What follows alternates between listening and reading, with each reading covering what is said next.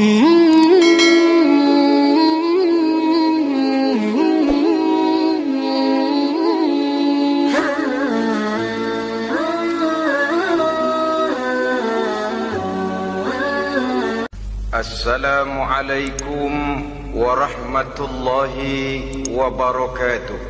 Waalaikumsalam warahmatullahi wabarakatuh. Bismillahirrahmanirrahim. Alhamdulillahi rabbil alamin.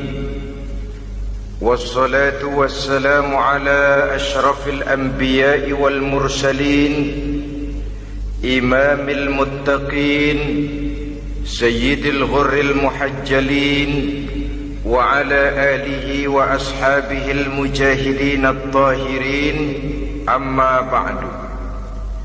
Saudara-saudara kaum muslimin rahimakumullah, sesungguhnya gaya hidup seseorang sangat ditentukan oleh cara bagaimana dia memandang hidup ini.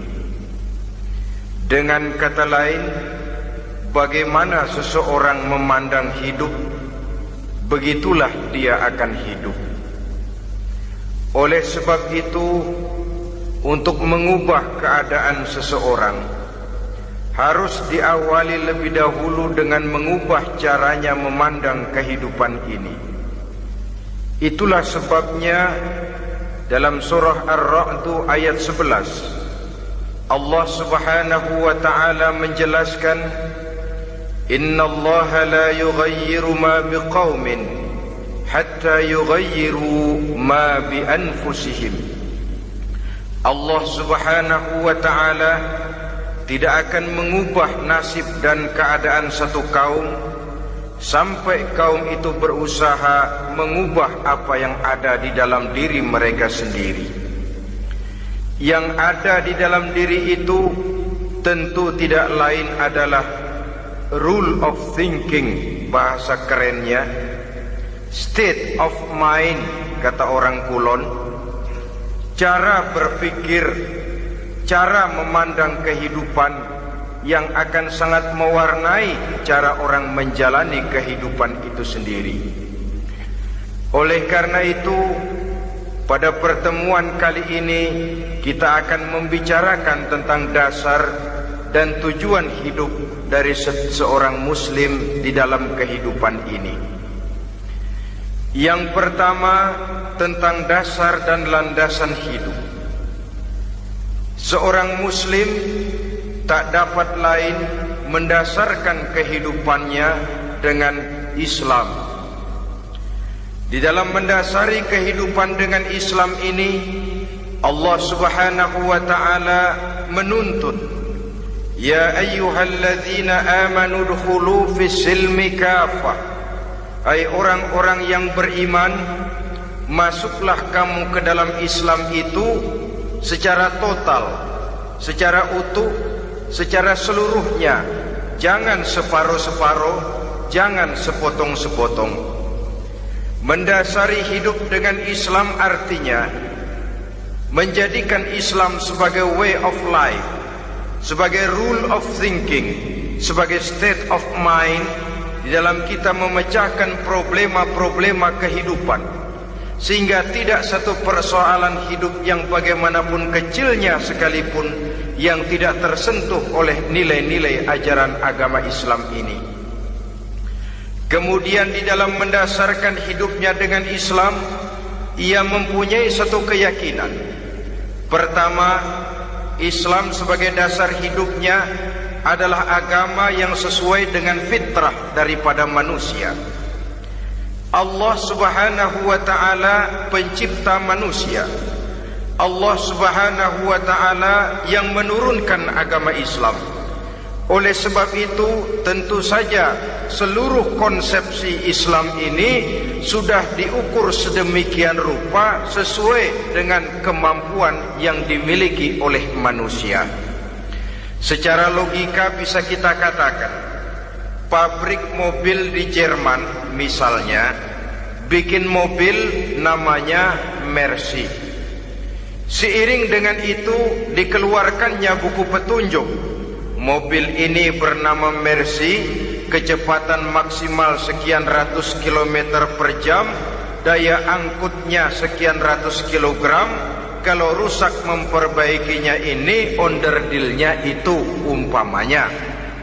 Karena pabriknya yang bikin mobil, lalu pabriknya juga yang mengeluarkan buku petunjuk, tentu buku itu sesuai benar untuk mobilnya. Dan logika mengatakan tidak bisa kita punya mobil Mercy rusak, kita perbaiki dengan menggunakan buku petunjuk yang dikeluarkan oleh pabrik mobil Fiat. Tentu saja mobil makin rusak, acak-acakan dan tidak karu-karuan. Ini artinya, jikalau manusia ingin baik, jikalau manusia ingin mencapai sesuatu yang bernama bahagia, dia harus mengikuti petunjuk yang dikeluarkan oleh yang menciptakan manusia. Dan petunjuk-petunjuk itu telah turun dalam satu konsepsi yang bernama Islam, yang sesuai dengan fitrah manusia. Yang kedua, oleh karena keyakinannya bahwa Islam sesuai dengan fitrah manusia, ia pun berkeyakinan bahwa Islam adalah agama untuk seluruh manusia, universal. Walaupun ia diturunkan di tanah Arab, tetapi ia bukanlah agama hanya untuk orang Arab semata-mata. Keyakinan ini perlu ditegakkan kembali, oleh karena akhir-akhir ini muncul pendapat-pendapat yang menganggap seolah-olah agama itu barang impor. Persilahkan saja kalau memang itu merupakan keyakinannya, tetapi menganggap agama sebagai barang impor sungguh merupakan satu kekeliruan yang sangat besar. Bahwa Arab sebagian besar memang Islam, jelas. Tetapi Islam bukannya Arab, itu pun harus kita akui. Kita bisa menjadi Muslim yang baik tanpa perlu menjadi orang Arab. Dengan kata lain, kita bisa menjadi Muslim yang baik dengan tetap menjadi warga negara Indonesia yang baik. Bahwa Al-Quran diturunkan dalam bahasa Arab oleh karena memang ia turun di tanah Arab. Buktinya apa? Walaupun Quran dalam bahasa Arab, tidak satu pun ayat Quran yang ditujukan kepada orang Arab semata-mata. Tidak ada ayat ya ayyuhal arabiyun, hai orang-orang Arab. Tidak ada. Yang ada malah ya ayyuhan nas, wahai manusia. Manusia yang mana? Yang mana saja asal merasa manusia. Kalau tidak merasa manusia, tidak usah terpanggil dengan ayat tadi. Maka dalam mendasari hidup dengan Islam, kita berkeyakinan Islam adalah agama untuk seluruh manusia. Yang ketiga, di dalam mendasari hidup dengan Islam, kita berkeyakinan Islam adalah agama terakhir yang diturunkan kepada Rasul terakhir. Tidak ada Rasul dan Nabi sesudah Nabi Muhammad, dan tidak ada agama lagi sesudah agama Islam. Dasar-dasar keyakinan ini melembaga dalam pribadi kita, membentuk satu keyakinan yang mendasari kehidupan ini, sehingga tidak satu problema yang bagaimanapun kecilnya dalam kehidupan yang tidak tersentuh oleh nilai-nilai Islam. Sejak kita tidur sampai kita bangun tidur, bahkan tidur itu sendiri, dan seluruh kegiatan kehidupan yang kita laksanakan dalam 24 jam, tidak satu pun yang tidak tersentuh oleh nilai-nilai Islam. Inilah pandangan hidup Muslim. Jawaban seorang Muslim terhadap problema-problema kehidupan yang dihadapinya, yang di dalam menjawab problema itu ia Islam oriented, berorientasi kepada nilai-nilai Islam. Apa kata Islam tentang pekerjaan yang dihadapinya? Halal kata Islam, halallah dia katakan. Haram kata Islam, haram dia katakan. Islam oriented. Barometer dalam perbuatannya tidak lain daripada nilai-nilai Islam itu sendiri. Dan kemudian di dalam mendasari kehidupan dengan Islam, ia berkeyakinan Islam adalah satu-satunya agama yang benar. Bahasa kerennya, Islam is the single one, the true religion behind the God. Satu-satunya. Keyakinan ini kelihatannya subjektif, tapi memang inilah pokok daripada kehidupan beragama. Saudara-saudara kaum muslimin rahimakumullah, kalau itulah dasar daripada kehidupan kita sebagai muslim, apa yang menjadi landasannya? Kalau dasar hidup kita Islam, maka landasan hidup kita tidak lain adalah Al-Quran dan sunnah Rasulullah sallallahu alaihi wasallam. Dunia penuh dengan orang-orang besar, dan setiap orang-orang besar itu mempunyai ajaran-ajaran yang pernah jaya, pernah dikumandangkan, didengung-dengungkan, naik ke panggung sejarah untuk kemudian tenggelam. Satu ajaran hanya akan langgeng, satu ajaran hanya akan tahan lama apabila dia turun dari sumber yang serba maha. Kalau dia turun dari manusia, maka sifatnya hanya musim. Yang namanya musim, saudara-saudara, namanya musim tidak bisa dilarang. Tapi kalau sudah selesai, habis sendirian. Itu musim namanya. Musim rambutan.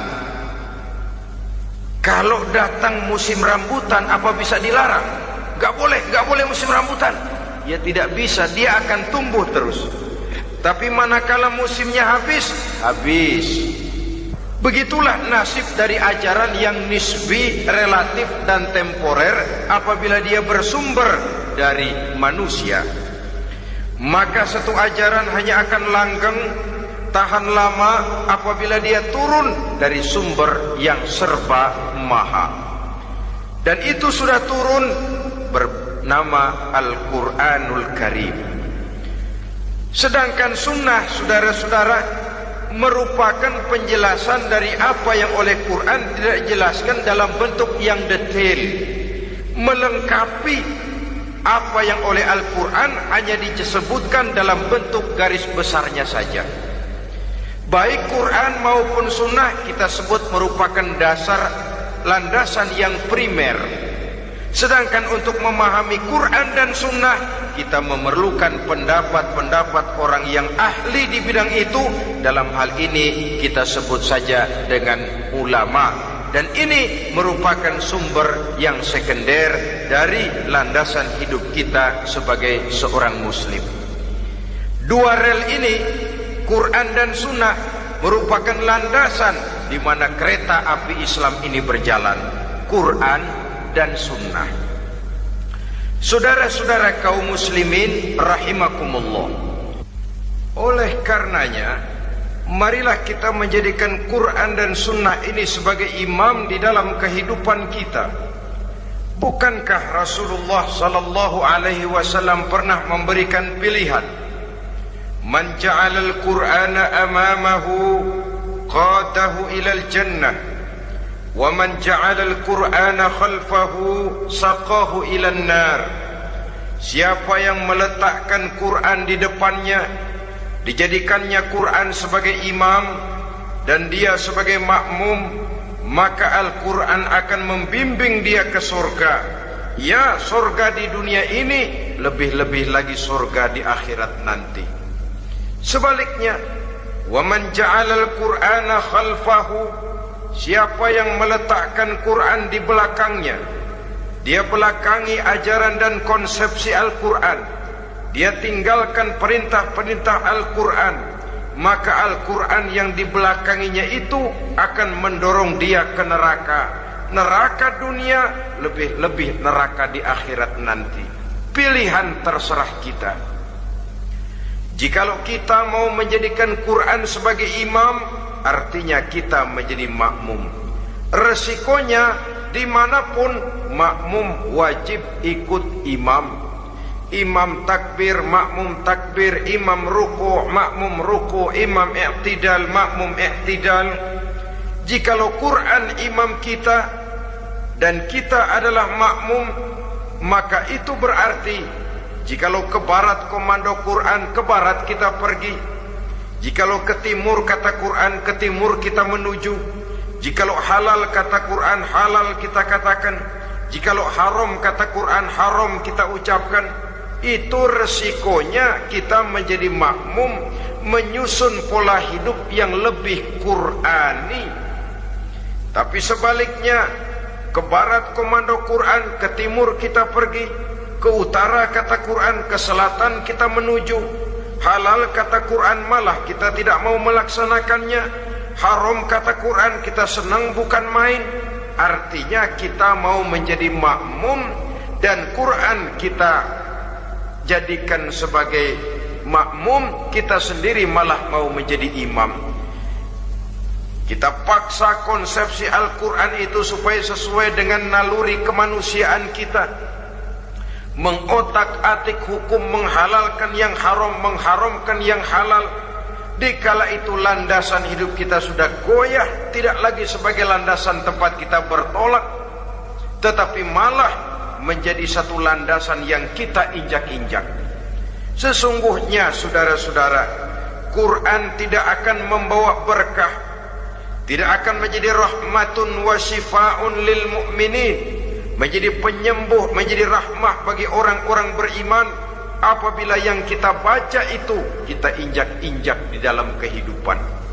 Upaya menyusun hidup yang lebih Qurani ini seiring dengan usaha kita menjadi warga negara yang baik. Yang saya katakan di awal tadi, tidak saling dan tidak harus saling bertentangan. Jadi dengan demikian, dasar hidup kita sebagai muslim adalah Islam, dan landasan hidup kita tidak lain adalah Al-Quran dan sunnah Rasulullah Sallallahu Alaihi Wasallam. Ini landasan tempat kita bertolak. Ini yang mewarnai gaya kehidupan kita. Apapun yang mau kita lakukan, tempat kita bertanya lebih dahulu Quran dan sunnah. Saya mau melakukan pekerjaan ini, apa kata Quran? Saya mau pergi ke tempat ini, apa kata Quran? Saya mau berusaha dengan mengerjakan perusahaan ini, apa kata Quran? Merupakan landasan daripada kehidupan kita. Ini yang saya katakan tadi, membentuk rule of thinking, state of mind, bahwa gaya kehidupan kita diwarnai oleh landasan hidup yang bertumpu pada ajaran Al-Quranul Karim dan sunnah Rasulullah Sallallahu Alaihi Wasallam. Baiklah ya, ini yang pertama tentang dasar dan landasan hidup. Yang kedua tentang tujuan hidup. Kalau sudah ada landasan tempat kita bertolak, lalu kemana pantai yang akan kita tuju? Mau apa sih kita hidup ini? Berleha-leha, menjalani acara rutin, bangun tidur sampai tidur lagi, kemudian besok begitu lagi, sampai menunggu datangnya sang ajal? Atau ada satu tujuan yang akan kita capai di dalam kehidupan ini? Apabila kita teliti, maka Al-Quran mengajarkan tujuan hidup setiap muslim pada dasarnya ada dua. Pertama, kita sebut saja tujuan jangka pendek. Tujuan jangka pendek itu sasarannya dunia sekarang ini. Bentuknya horizontal. Targetnya agar setiap pribadi muslim menjadi rahmatan lil alamin, rahmah bagi lingkungannya. Inilah yang oleh agama dinamakan hablum minan nas, yang isinya adalah ilmu dan peradaban. Jadi dunia dan seluruh isinya merupakan tujuan jangka pendek saja. Untuk mencapai tujuan jangka pendek, dunia dan seluruh isinya, unsur penunjangnya adalah pendidikan, pengalaman, atau nasib. Makin tinggi pendidikan, makin mudah menjangkau hidup. Makin banyak pengalaman, makin mudah menguasai dunia. Atau karena faktor nasib, pendidikannya tidak seberapa, pengalaman pun kadang-kadang dangkal, tapi karena nasibnya lagi hoki, kata orang sekarang, nasibnya lagi bagus, dia naik ke panggung memegang peranan. Faktor yang namanya nasib ini ada, tapi tidak bisa dijadikan sandaran. Untuk menjangkau dunia dan seluruh isinya, unsur penunjangnya pertama pendidikan, yang kedua pengalaman, yang ketiga faktor nasib. Oleh karena itu, apabila kita ingin mudah mencapai dunia, yang pertama harus kita laksanakan bagaimana menempuh satu pendidikan. Di zaman sekarang orang terangsang untuk hidup dalam pola yang oleh orang-orang priangan disebut hardolin. Saudara tahu hardolin? Itu potongan dari dahar modal ulin. Filsafat hidup yang pakaian mau bagus, makan mau enak, kerja nggak mau. Akhirnya jadilah dia penghayal kelas berat, tukang-tukang ngelamun kelas tinggi. Tiap hari kegiatannya ya cuma tidak terlepas dari tiga kriteria itu, hardolin. Pokoknya kalau sudah dahar modal ulin, besok ya begitu lagi, pola dari dimana orang pakaian mau bagus, makan mau senang, duit mau punya, kerja tidak mau. Kadang-kadang mau kerja tapi tidak tahu apa yang harus dikerjakan, ditambah oleh sempitnya lapangan pekerjaan. Tidak tahu apa yang harus dikerjakan, dilatar belakangi oleh tidak adanya pendidikan yang dia terima, sehingga mau kerja apa lalu bingung. Oleh karena itu, terutama buat adik-adik remaja, para pemuda, saya berpesan untuk menjangkau dunia, yang pertama harus kita jalani bagaimana membina diri, mendidik. Taruh kata drop out, putus sekolah, tapi drop out bukan halangan bagi tumbuhnya cita-cita yang mulia. Bahkan ada orang bilang many a great man starts as a newspaper boy. Banyak orang-orang besar yang memulai pekerjaannya dagang koran. Putus sekolah bukan merupakan halangan bagi tumbuhnya cita-cita yang mulia. Dan tidak sedikit orang-orang besar yang tidak keluaran perguruan tinggi. Tidak sedikit orang-orang besar yang tidak merupakan produk dari perguruan tinggi tertentu, tapi kerajinannya belajar, banyak membaca, banyak bergaul, autodidak. Syukur kalau masih bisa menempuh pendidikan yang formal. Kekurangan ekonomi, kemiskinan keluarga jangan menjadi penghalang bagi tumbuhnya cita-cita yang tinggi untuk menempuh karier pendidikan yang baik. Ini memang pahit, tapi bagaimanapun kata orang, lebih baik makan singkong beneran daripada makan roti ngimpi. Artinya jikalau memang perlu, lebih baik sekolah sambil dagang koran, nyemir sepatu, parkir mobil, daripada hardolin itu tadi. Tanpa prospek hari depan yang ada artinya. Dan pendidikan memang merupakan sesuatu yang pahit, tapi tanpa ini rasanya kita akan sulit untuk menjangkau dunia, tersisih di pojok-pojok kehidupan. Jangan lalu bilang, manusia kan rezekinya sudah dijamin oleh Allah, ayam saja ada rezekinya. Of course. Tapi jangan lupa, cara ayam cari rezeki dengan cara manusia cari rezeki lain. Kalau ayam cari rezeki dari tahun atu, modalnya cuma ceker sama patok. Kalau ayam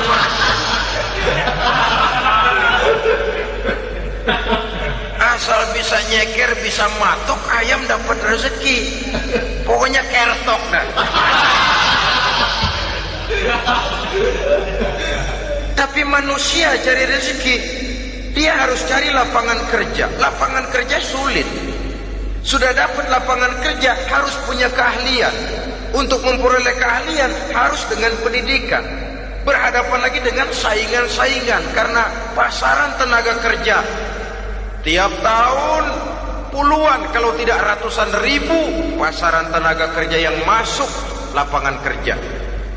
Ini kenyataan. Semakin ke depan oleh tingginya tensi ekonomi, oleh persaingan hidup yang makin tajam, oleh makin menggejalanya pola pikir industrialis yang membuat manusia individu, nilai-nilai semacam ini akan terasa makin berat.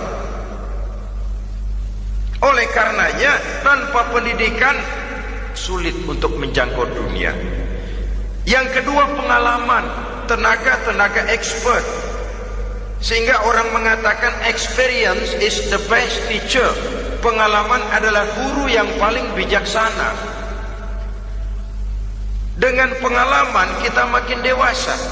Dan orang sering mengatakan kegagalan hakikatnya adalah keberhasilan yang tertunda. Jangan takut gagal, kalau itu akan mengantarkan kita kepada pola hidup yang lebih dewasa, lebih tegar, lebih sanggup menghadapi kesulitan-kesulitan. Dan faktor yang ketiga, nasib. Kadang-kadang orang pendidikannya tidak ada, kadang-kadang pengalamannya tidak seberapa, tapi karena nasib, engkongnya misalnya jadi komandan Hansip, dia naik jadi anggota Hansip. Itu karena faktor nasib saja. Yang ketiga ini ada, tapi tidak bisa dijadikan sandaran dalam arti bahwa kita